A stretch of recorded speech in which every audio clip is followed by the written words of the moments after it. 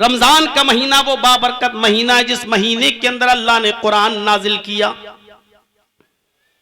कुरान रमजान के महीने की जिस रात में नाजिल हुआ, अल्लाह ने उस रात की अहमियत को भी बदल दिया। लैलतुल क़द्र खैरुम मिन अल्फी शहर। रमजान की जिस ताक रात में कुरान नाजिल हुआ, अल्लाह ने उस रात को भी इतना अजमत वाली रात बना दिया कि फरमाया 1000 महीनों की इबादत एक तरफ और उस एक रात की इबादत एक तरफ। 1000 महीनों की इबादत से ज्यादा बेहतर है। 1000 महीनों के साल बनाइए आप, 12 से डिवाइड कीजिए तो 83 या 84, 83 या 84 साल बन जाते हैं। यानी एक रात का जाग लेना 83 या 84 साल की इबादत के बराबर। यह सिर्फ कुरान की बरकत। जिब्राइल क्या थे? मूसा पर वही लाए, दाऊद अलैहिस्सलाम पर जबूर लेकर आए, लेकिन एक फरिश्ते थे बस, इससे बढ़कर उनकी हैसियत नहीं थी।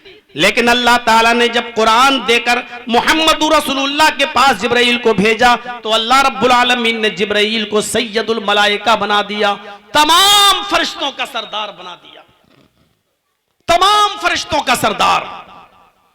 सिर्फ कुरान की बरकत से अल्लाह ने जिब्राइल को सैयदुल मलाइका बना दिया।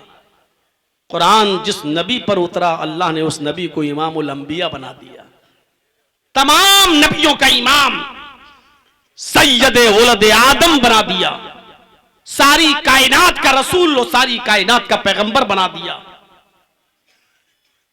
इसीलिए यह भी अल्लाह के नबी ने फरमा दिया, जब कुरान सबकी हैसियतें बदलता है तो जो कुरान को पढ़ता है वो मामूली कैसे रह सकता है, और जो कुरान सीखता है वो मामूली कैसे हो सकता है। खैरुकुम मन तअल्लमल कुरान व अल्लमा। तुम में सबसे बेहतर लोग वो हैं जो कुरान को सीखते हैं और दूसरों को सिखाते हैं। इसका यह मतलब नहीं कि बायो पढ़ने वाले बेहतर नहीं है, इसका यह मतलब नहीं है कि केमिस्ट्री पढ़ने वाले बेहतर नहीं है। इन तमाम उलूम का सरचश्मा तो कुरान ही है। तो जिसमें सारे उलूम हैं वो है किताब कुरान, और इसीलिए कुरान की आजमत यह है कि जो इसको पढ़ता है, पढ़ाता है, सीखता है, सिखाता है, उससे बेहतर कोई मखलूक नहीं है, ये सबसे बेहतर इंसान है। क़ाल नबी सल्लल्लाहु अलैहि वसल्लम तलबुल इल्मि फरीज़तुन अला कुल्लि मुस्लिम रब्बि इश्रह ली सदरी व यस्सिर ली अमरी वहलुल उक़दतम मिन लिसानी यफ़क़हू क़ौली।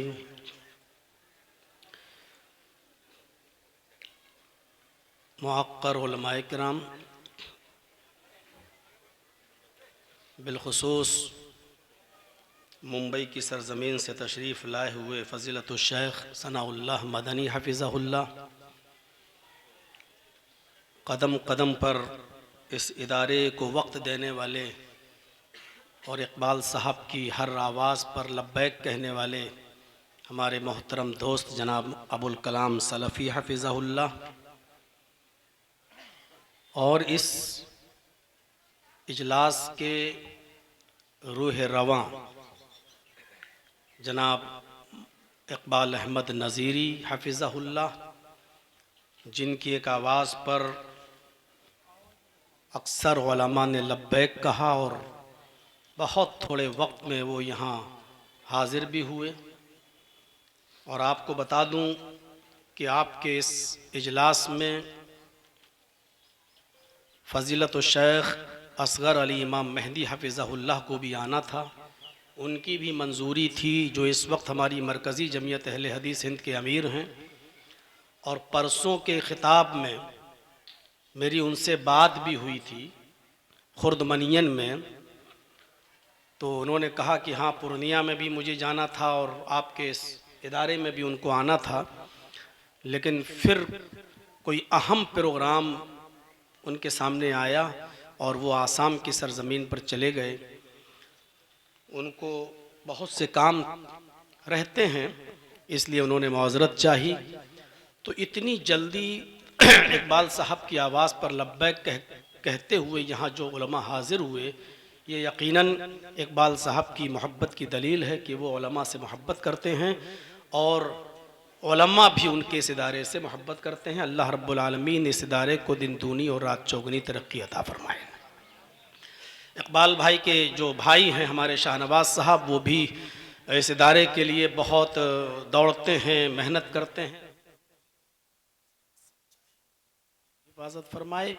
मेरे भाइयों, मुझे अबुल कलाम साहब ने और इकबाल साहब ने जब ये बताया कि 13 तारीख को एक प्रोग्राम है और छोटा मोटा प्रोग्राम है, आप अगर यहाँ कहीं हो तो आप भी तशरीफ़ ले आइए।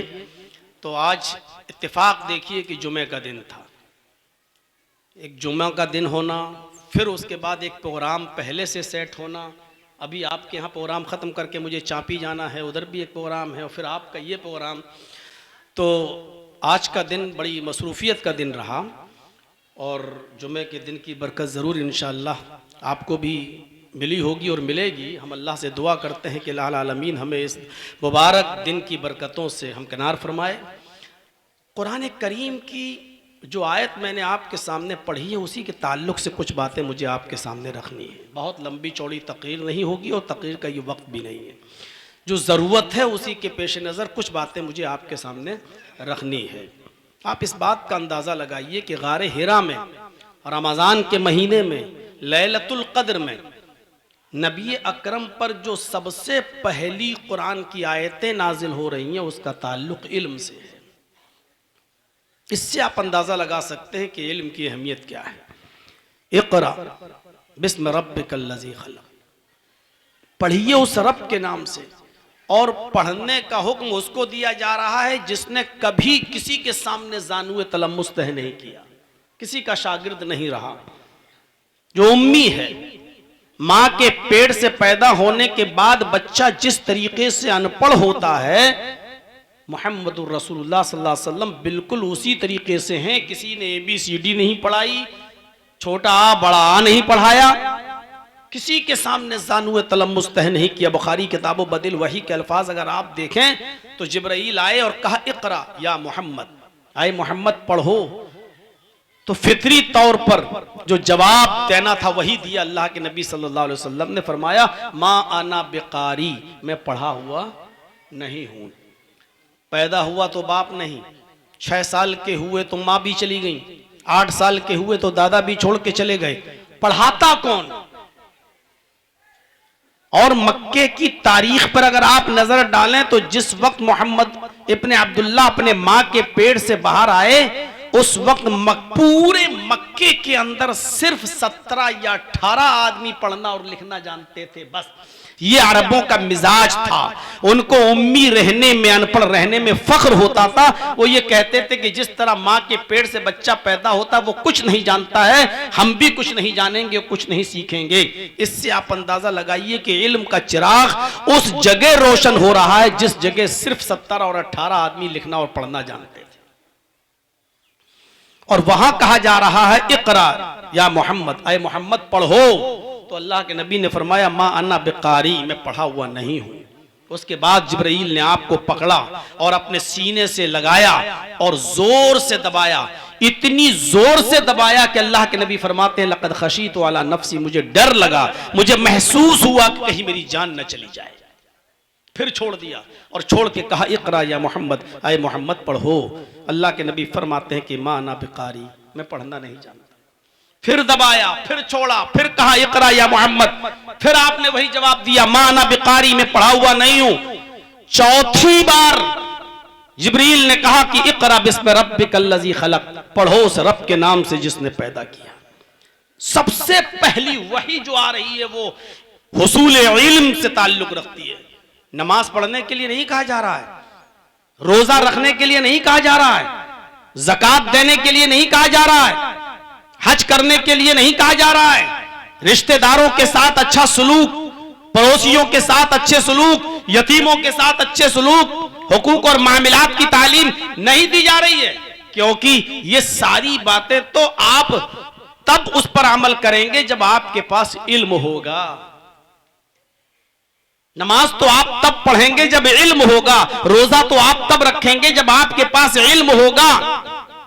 तो सबसे पहले जो आपको दावत दी गई, जो आपके ऊपर वही नाजिल हो रही है, उसका ताल्लुक इल्म से है। इक़रा बिस्म रब्बिकल्लज़ी खलक़, पढ़ो उस रब के नाम से जिसने पैदा किया। और तालीम भी कितनी सलीस, उस रब के नाम से पढ़ो जिसने पैदा किया।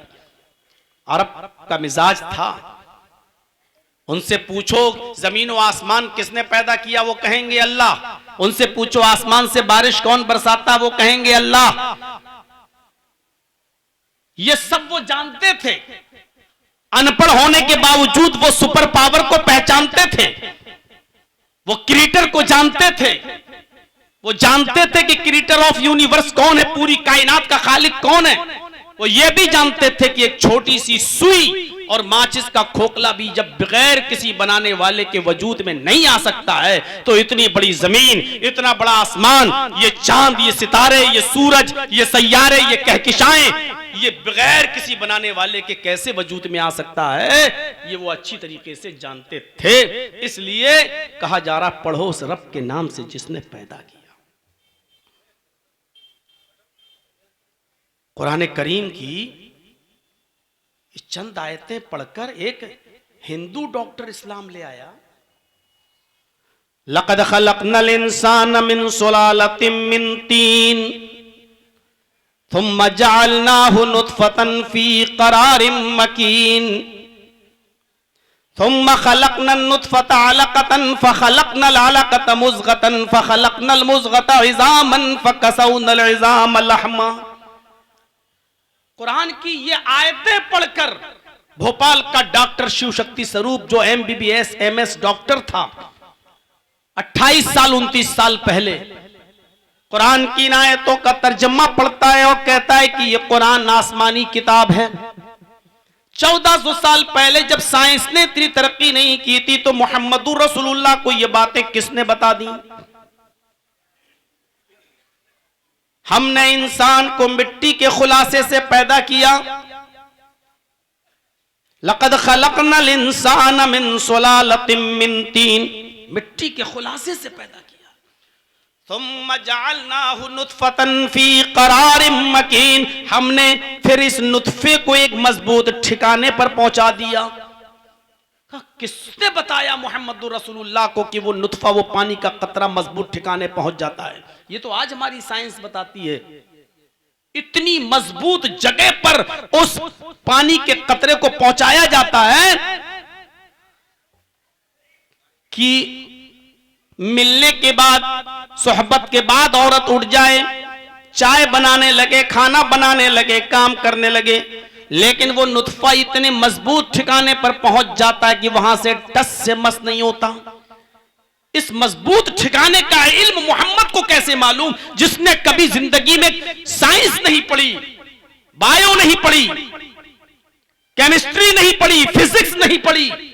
ये कैसे मालूम कि वो मजबूत ठिकाने पर पहुंच जाता है? सुम्मा खलक़नन नुत्फता अलक़ा, फिर हमने उस नुत्फे को, उस पानी के कतरे को जमा हुआ खून बना दिया। फ़खलक़नल अलक़ता मुज़ग़ा, फिर हमने उस जमे हुए खून को गोश्त का लोथड़ा बना दिया। फ़खलक़नल मुज़ग़ता इज़ामन, फिर उस गोश्त के लोथड़े को हमने हड्डी बना दिया।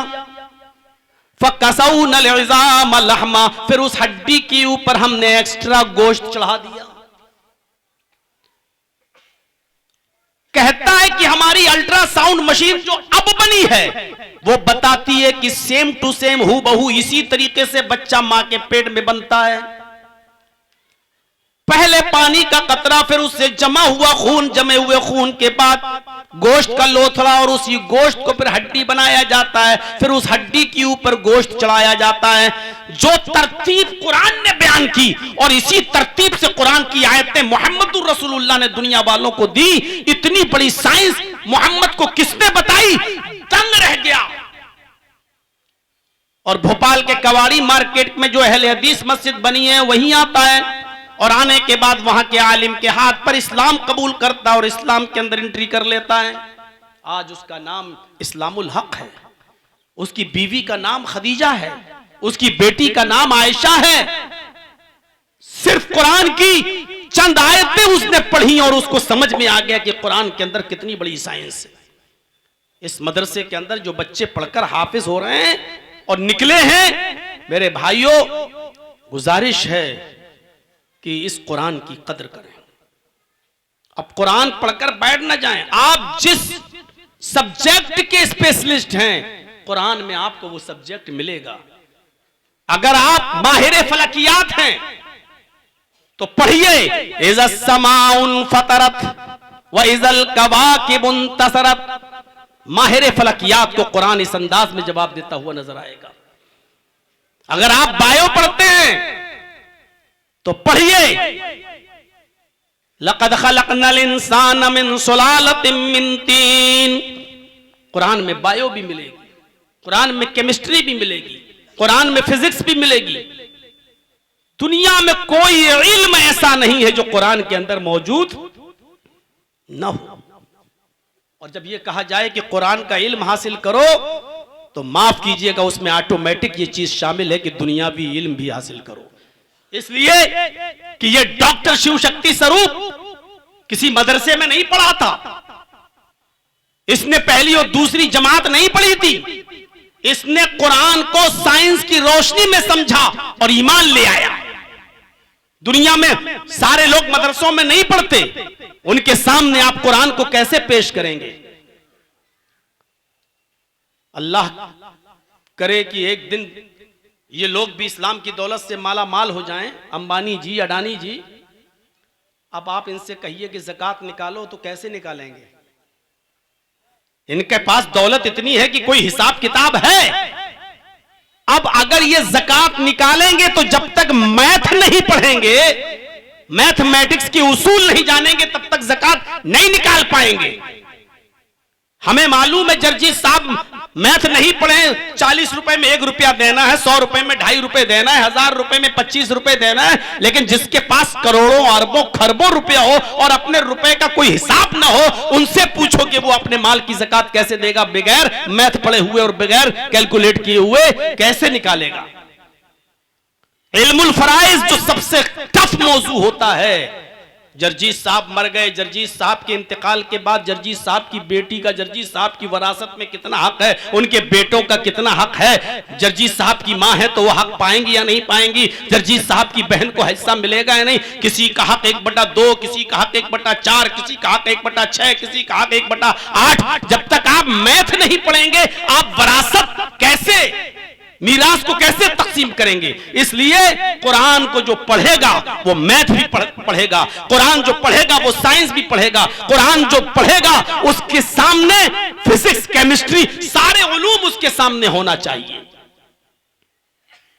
इसीलिए कहा गया ना, खैरुकुम मन तअल्लमल कुरान व अल्लमा। तुम में सबसे बेहतर लोग वो हैं जो कुरान को पढ़ते हैं और पढ़ाते हैं, सीखते हैं और सिखाते हैं। ये कुरान की खुसूसियत रही है। कुरान मक्के में नाजिल हुआ तो अल्लाह ताला ने मक्के को उम्मुल कुरा बना दिया, जो बुराइयों की मां थी। मक्का बुराइयों की जड़, बुराइयों की मां।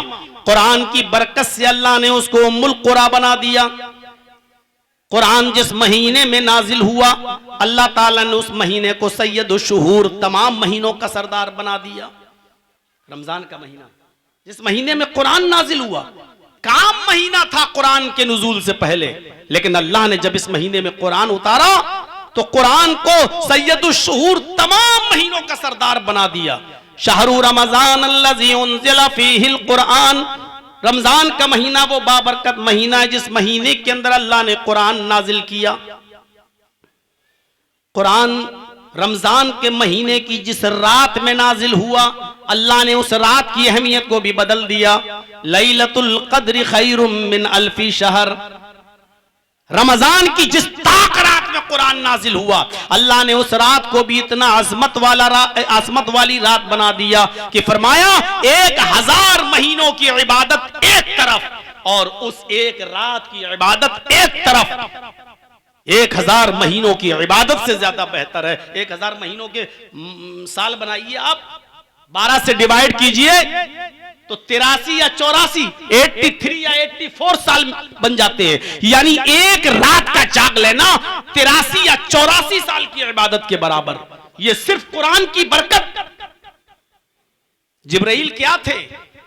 मूसा पर वही लाए, दाऊद अलैहिस्सलाम पर जबूर लेकर आए, लेकिन एक फरिश्ते थे बस, इससे बढ़कर उनकी हैसियत नहीं थी। लेकिन अल्लाह ताला ने जब कुरान देकर मोहम्मद रसूलुल्लाह के पास जिब्राइल को भेजा तो अल्लाह रब्बुल आलमीन ने जिब्राइल को सैयदुल मलाइका बना दिया, तमाम फरिश्तों का सरदार बना दिया, तमाम फरिश्तों का सरदार।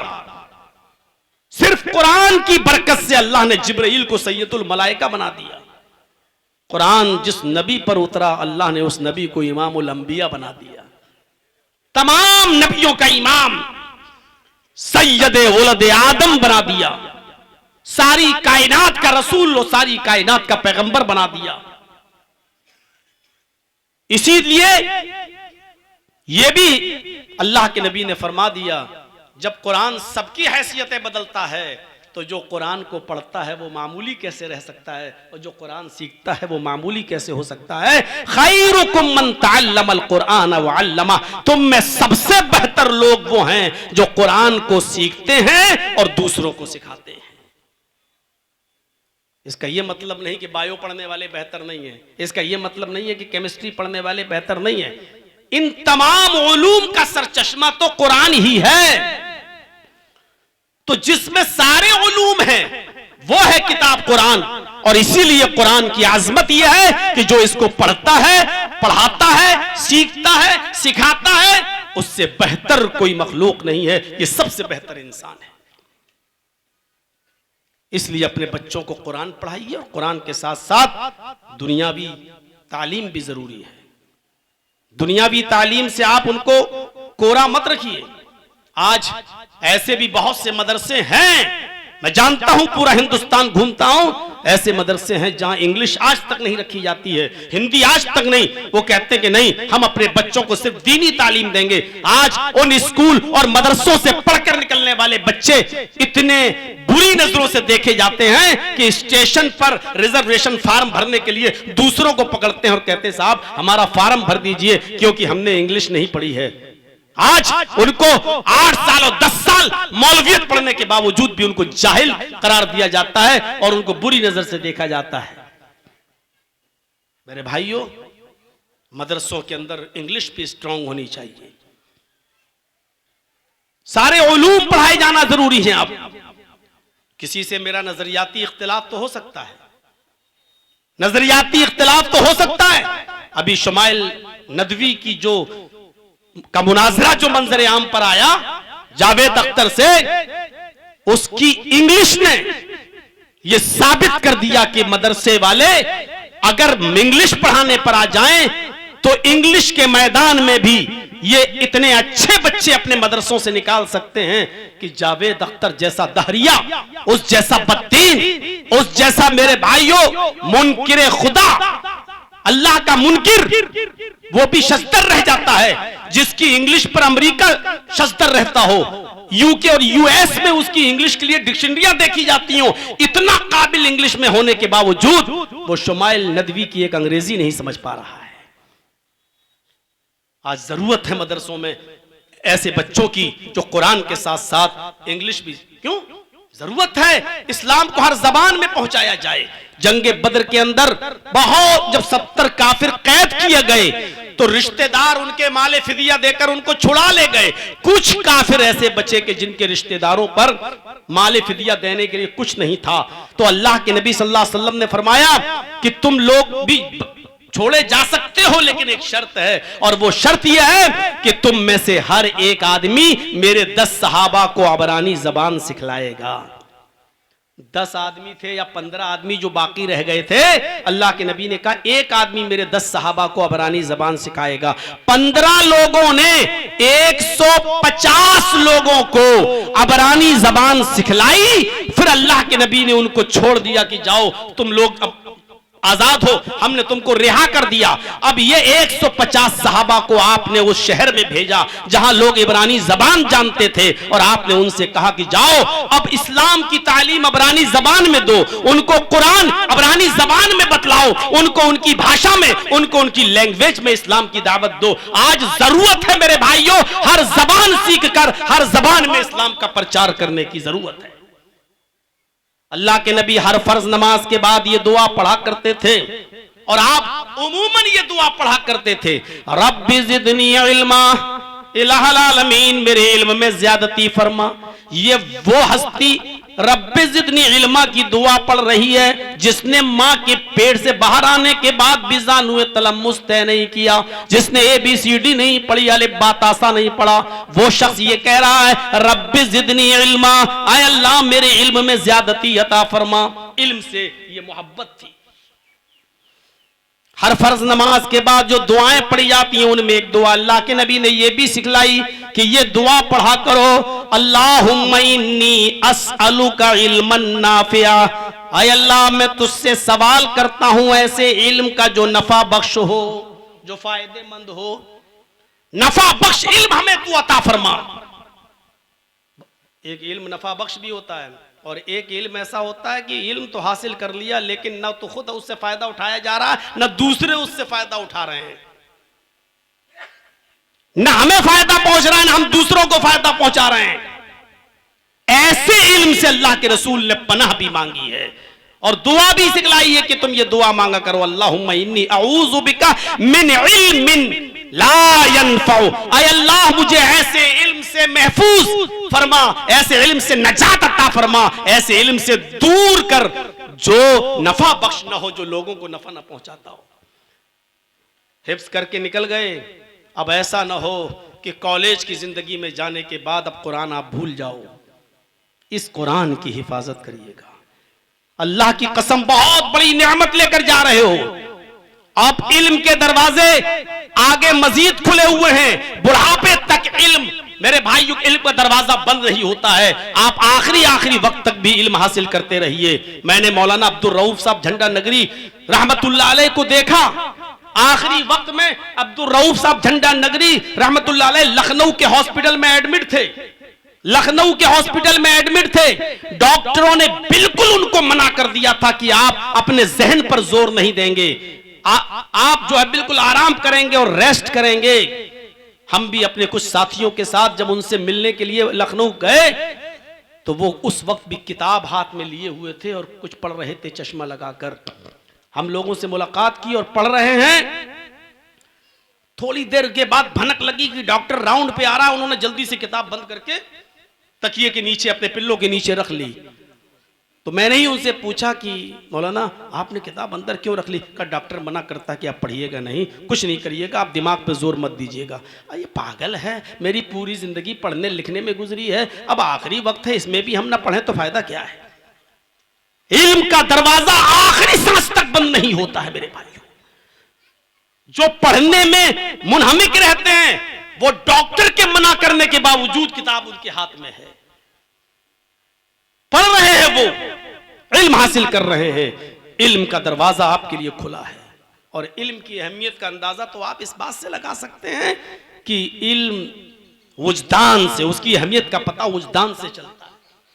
किसी भी आदमी से आप कहिए वो जाहिल हो, पढ़ा लिखा ना हो, अपना सिग्नेचर भी ना करना जानता हो, अंगूठा लगाता हो या मोहर लगाता हो, जिसको अपना सिग्नेचर भी करना ना आता हो, ऐसे जाहिल आदमी से आप कहिए बिल्कुल जाहिल हो तुम, अभी देखिए आपे से बाहर हो जाएगा, तू जाहिल, तेरा बाप जाहिल, अपनी जहालत पे उतर जाएगा, आपको गालियां सुनाने लगेगा। जबकि वो खुद जानता है कि मैं दस्तखत भी नहीं कर पाता हूं, वाकई में पढ़ा लिखा नहीं, लेकिन आप उसको जाहिल कहकर देख लीजिए। आप उससे कहते हैं तू बड़ा जाहिल है, गुस्से से बाहर हो जाएगा। लेकिन आप ऐसे जाहिल से आप ये कहिए कि माशाअल्लाह आप तो बड़े पढ़े लिखों जैसी बातें कर रहे हैं, आपके पास तो बड़ा इल्म है, आप कितनी अच्छी बात करते हैं यार, अच्छे से अच्छा पढ़ा लिखा, आप ऐसी बात नहीं कर पाएगा। तो कितना खुश होगा, उसका सीना चौड़ा हो जाएगा। क्यों? आपने उसकी निस्बत इल्म से जोड़ी है, इल्म से। जाहिल को भी अपनी निस्बत इल्म की तरफ महबूब है, पसंद है। जाहिल भी ये चाहता है कि मुझे लोग पढ़ा लिखा कहें, लोग मेरी निस्बत इल्म की तरफ जोड़ें। और किसी पढ़े लिखे से आप जाहिल कहते हैं, फिर अरे जाहिल जाहिल सुन नहीं सकता तो पढ़ा लिखा कैसे सुन लेगा जाहिल? इल्म की अहमियत का अंदाजा वुजदान से लगाइए। किसी जाहिल को भी जाहिल कह के देखिए, वो पसंद नहीं करेगा। और किसी जाहिल से भी कह के देखिए, आप तो माशाअल्लाह बड़े पढ़े लिखे नजर आते हैं, आपके लिए अपने दरवाजे खोल देगा। आप सिर्फ कहिए कि बहुत पढ़े लिखे नजर आते हैं, रोटी नहीं पराठा खिलाएगा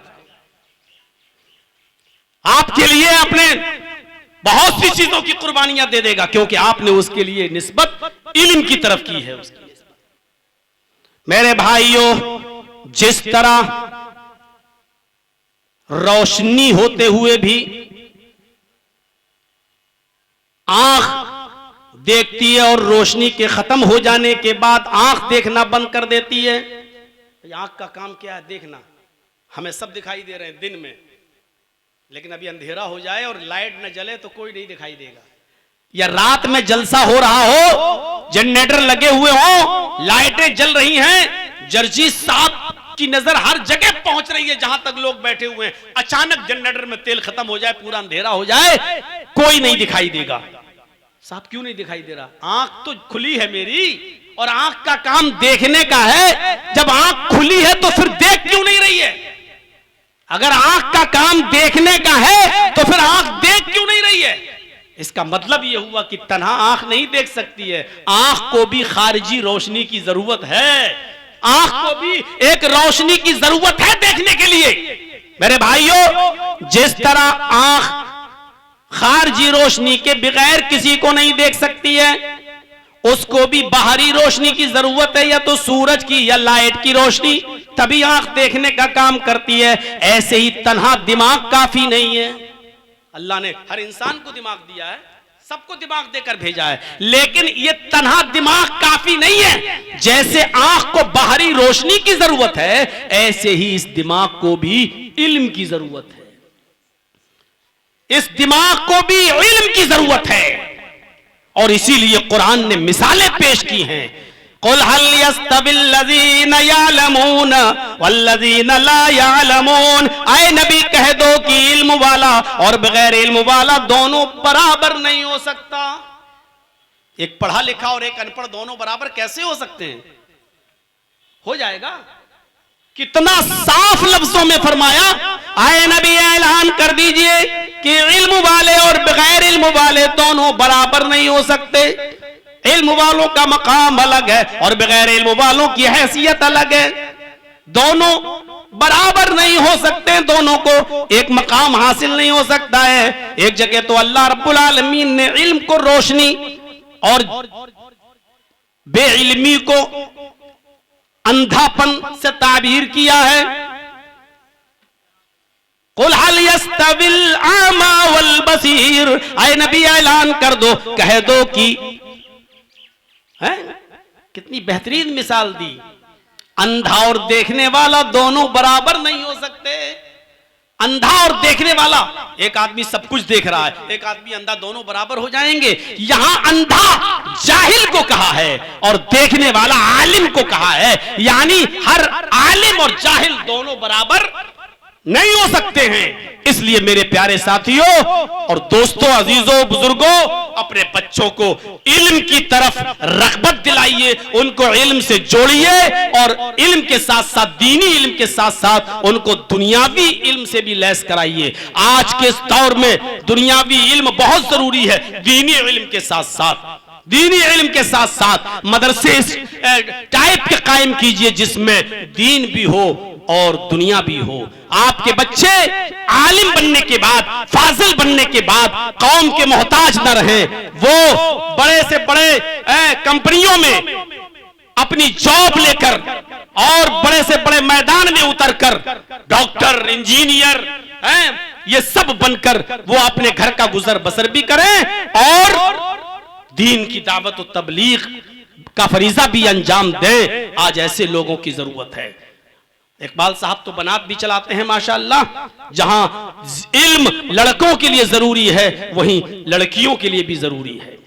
इसलिए अल्लाह के नबी ने तलबुल इल्म फरीज़तुन अला कुल्ली मुस्लिम में दोनों को लिया है। इल्म दीन का हासिल करना फर्ज है हर मुसलमान मर्द पर भी और औरत पर भी। ये वैसा फर्ज नहीं है कि दो चार ने पढ़ लिया खत्म नहीं। जैसे नमाज फर्ज है, जैसे रोजा फर्ज है, जैसे हज फर्ज है साहिब इस्तिताअत पर, जैसे ज़कात फर्ज है साहिब हैसियत पर, वैसे ही इल्म दीन का हासिल करना फर्ज है हर मर्द पर, हर औरत पर, हर लड़के पर, हर लड़की पर। तो अपनी बच्चियों को भी दीन की तालीम दीजिए, अपने बच्चियों को भी दीन का इल्म दीजिए, अपने बच्चियों को भी इल्म दीन से आरास्ता और पैरास्ता कीजिए, उनको भी इल्म दीन सिखाइए। क्योंकि अल्लाह के नबी सल्लल्लाहु अलैहि वसल्लम ने फरमाया, जिसकी 3 लड़कियां होंगी, बेटियां या बहनें, उसने उनको पढ़ाया होगा, लिखाया होगा और अच्छा अदब सिखाया होगा, और दीनदार घरानों में अच्छे दीनदार लड़कों से उनकी शादी कर दी होगी, तो अल्लाह के नबी फरमाते हैं कि वो उनके कफील, उनके जिम्मेदार, उनके बाप, उनका भाई कयामत के दिन मेरे साथ ऐसे होगा जैसे ये दोनों उंगलियां आपस में मिली हुई है। फिर आपने फरमाया, जिसकी 2 बेटियां होंगी उसने उनको भी पढ़ाया लिखाया होगा, दीन सिखाया होगा और अच्छी जगह निकाह कर दिया होगा, वो भी मेरे साथ जन्नत में। फिर आपने फरमाया, अगर एक बेटी है तो उसको भी लिखाओ पढ़ाओ और अच्छी जगह उसकी शादी करा दो, वो भी मेरे साथ जन्नत में होगा। ये लड़कियों की तालीम के सिलसिले में कहा। एक लड़का जब आलिम बनता है उसकी अपनी होती है, एक लड़की जब आलिम और फाजिला बनती है तो पूरे खानदान की इस्लाह की जामिन होती है, वो पूरे खानदान की इस्लाह का जरिया बनती है, क्योंकि बच्चों की तरबियत घर से होती है। आप कितनी भी यूनिवर्सिटी में अपने बच्चों को पढ़ा लें, ऐसे कितने स्कूल और कॉलेज हैं जहां एम.कॉम बी.कॉम करने के बाद लड़के निकलते हैं, पढ़ते हैं, निकलते हैं, लेकिन आज उन यूनिवर्सिटीज से पढ़कर निकलने वाले हजारों लोगों को आपने देखा होगा स्टेशन पर या बस स्टैंड पर या किनारे खड़े होकर पैंट की चैन खोलकर खड़े होकर पेशाब करते हुए। बहुत से लोगों को आपने देखा होगा। स्कूल में पढ़ाई तो हो गई लेकिन तरबियत नहीं मिल पाई, कॉलेजेस में पढ़ाई तो हो गई लेकिन तरबियत नहीं मिल पाई। नेपोलियन अक्सर कहता था कि mother's lap is first college for children, मां की गोद ये बच्चे का पहला मदरसा है। बच्चा मां की गोद से तरबियत हासिल करके निकलता है। अब्दुल कादिर जिलानी बगदादी का वाकया हमने 4th क्लास में पढ़ा था, अब तो खैर हटा दिए गए हैं वो कोर्स से वो चीजें, कि वो काफिले के साथ जा रहे थे और डाकुओं ने जब लूटा पूरे काफिले को लूट लिया, और जब इस 12 साल के बच्चे से पूछा कि तुम्हारे पास भी कुछ है, तो उसने कहा 40 अशरफियां हैं। कहां हैं? मेरे कोट मेरे कुर्ते के अस्तर में सिली हुई हैं। फाड़ के देखा तो 40 अशरफियां निकली। डाकुओं के सरदार ने पूछा कि तुमने आखिर बता क्यों दिया, ये तो छुपी हुई थी, हम तो यहां तक पहुंच भी नहीं सकते थे, फिर तुमने बता क्यों दिया? इस 12 साल के बच्चे ने जवाब दिया कि मेरी मां ने चलते वक्त नसीहत की थी कि बेटे हालात कितने भी खराब हो कभी झूठ मत बोलना, हमेशा सच का सहारा लेना। इसलिए मैंने अपनी मां की नसीहत को पकड़ा और जब आपने पूछा तो मैंने वही जवाब दिया जो मेरी मां ने मुझे सिखाया। इसका असर डाकुओं के सरदार पर यह पड़ा कि सबका लूटा हुआ माल वापस कर दिया और कहा कि ये बच्चा अपनी मां का इतना कहना मानता है और हम तो अपने रब का कोई कहना नहीं मानते हैं। तौबा किया, सबने इस्तिगफार किया, तौबा किया और सबका लूटा हुआ माल वापस करके दीन के रास्ते पे आ गए, नमाजी बन गए, रोजेदार बन गए। मेरे प्यारे साथियों, मां ऐसी मां मदरसों से निकलेगी, ऐसी मां तैयार होगी मदरसे की तालीम से। इसलिए अपनी बच्चियों को दीनी तालीम से आरास्ता और पैरास्ता करिए ताकि आपकी बेटियां आगे चलकर ऐसी मां बनकर निकले। मां अगर तरबियत, सुल्तान डाकू को जब फांसी दी गई ना, फांसी, तो उससे पूछा गया कि आखिरी तमन्ना क्या है? कहा कि मेरी आखिरी तमन्ना है कि मुझे मेरी मां से मिलवाया जाए। जब मां को बुलवाया गया, कहा लो मुलाकात हो गई, अब भी कोई तमन्ना है? कहा क्या? कहा मुझसे पहले मेरी मां को फांसी दो। कहा क्यों? कहा कि जब मैं 5 साल का था तो सबसे पहले मैं एक अंडे की दुकान पर गया था, मैं पैसा लेकर गया था, मैंने अंडे वाले से अंडा लिया लेकिन उसको पैसा नहीं दिया। अंडे वाले ने कहा पैसे? मैंने कहा अभी तो दिया था। उसने सोचा बच्चा है, झूठ थोड़ी बोल रहा है, और वो पैसा बचाकर मैं वापस आ गया। मैंने अपनी मां को अंडा दिया, फिर वो पैसे भी। मां ने पूछा बेटे पैसा? कहा कि अंडे वाले को मैंने बेवकूफ़ बना दिया और मैं झूठ बोल गया कि मैंने दे तो दिया, तो मेरी माँ ने मेरी पीठ थपथपाई थी। कहा बेटा अच्छा हुआ तूने ऐसा किया, अब शाम की भी चूल्हा जल जाएगा मेरे घर पर। वहीं से मुझे चोरी का दरवाजा मेरे लिए खुला और मैं फिर आगे चलकर इतना बड़ा डाकू बना कि जो मुझे माल नहीं देता था मैं उसका मर्डर कर देता था, कत्ल कर देता था, और फिर बिलाखिर पकड़ा गया और कानून के शिकंजे में आकर मुझे फांसी की सजा सुनाई गई और आज मैं फांसी के तख्ते पर लटक रहा हूं। इस तख्ते पर पहुंचाने वाली मेरी मां है, इसलिए मुझसे पहले मेरी मां को फांसी दी जाए। मां चाहे तो अपने बच्चे को अच्छी तरबियत भी दे सकती है और मां चाहे तो अपने बच्चे को बेहतरीन तरबियत और बुरी तरबियत दोनों दे सकती है। मेरे भाइयों, मुस्नद अहमद में एक वाकया नकल किया गया है कि एक सहाबिया जिसके घर में जब बच्चा पैदा हुआ तो वो बच्चा जब भी पेशाब करता था, वो बच्चा जब भी पेशाब करता था, मां उसकी शर्मगाह पर पानी का एक लोटा डाल देती थी। बच्चे ने जब भी पेशाब किया मां ने पानी डाल दिया। जब वो बच्चा चलने के लायक हुआ, पहला दिन था उस बच्चे के चलने का, जैसे ही वो बच्चा चलने के लायक हुआ तो उसको पेशाब लगा तो उसने पानी उठाया और नाली के किनारे जाकर बैठ गया और पेशाब किया। उसको मालूम नहीं इस्तिंजा कैसे किया जाता है, उसको पता नहीं शर्मगाह किस हाथ से पकड़ी जाती है और पानी किस हाथ से डाला जाता है, उसको अभी कुछ भी नहीं मालूम। बस उसने मां को देखा था कि मेरी शर्मगाह पर पानी डालती है, उसने पेशाब किया और पानी अपनी शर्मगाह पर ऐसे ही डाल लिया। मां दूर से ये मंजर देखती है, नजरें आसमान पर डाल के कहती अल्लाह मैं कामयाब हो गई, मैं अपने बच्चे को जो तरबियत देना चाहती थी मैंने अपने बच्चे को वो तरबियत दे दी। अब मेरी मौत भी आ जाए तो मुझे परवाह नहीं, मैं अपने बच्चे को जो सिखाना चाहती थी मैंने अपने बच्चे को वो सिखा दिया। ये माएं थी जो अपने बच्चों को बचपन से ये तरबियत दिया करती थी। आज हमारी माएं पैंट की चैन खोलकर अपने 8 साल और 7 साल और 6 साल के बच्चों को भी कहती बेटा यहां खड़े होकर पेशाब कर ले। ये माएं क्या तरबियत देंगी अपनी औलाद को? इसलिए अच्छी मां, अच्छी बेटी और अच्छी बहन इन मदरसों में मिलेगी और इन मदरसों की तालीम का निजाम भी मेरे भाइयों दीन के साथ साथ दुनियावी भी होना चाहिए। 5:25 या 32 पर अजान का वक्त है, 10 मिनट बाकी रह गए हैं, हमें और आपको वुजू बनाकर भी मस्जिद में जाने की तैयारी करना है। इसलिए इल्म के मौजू पर ये चंद बातें मैंने जो आपके सामने रखी हैं, एक अच्छा मैसेज लेकर हम और आप यहां से उठें और अपने बच्चों को दीनी तालीम दें। अल्लाह रब्बुल आलमीन इस इदारे को दिन दूनी रात चौगुनी तरक्की अता फरमाए, नजर बद से बचाए, हमें अपने बच्चों को दीनी तालीम से लैस होने की तौफीक कराने की तौफीक अता फरमाए, हमारे बच्चों को दीन के साथ साथ दुनियावी इल्म से भी परवरदिगार हमें हमारे बच्चों को उससे भी फायदा उठाने की तौफीक अता फरमाए। जब तक जिंदा रखे इस्लाम पे जिंदा रख, और जब हमारा खात्मा हो तो ईमान पर हमारा खात्मा फरमाना। वमा अलैना इल्लल बलागुल मुबीन व आखिरु दावाना अल्हम्दुलिल्लाहि रब्बिल आलमीन। अस्सलामु अलैकुम व रहमतुल्लाहि व बरकातुहू। रमजानी कैलेंडर इस मदरसे का, इस स्कूल का, मदरसे का लेके जाइए। ये बाहर में दे रहे हैं, रमजानी कैलेंडर लेके जाइए सब।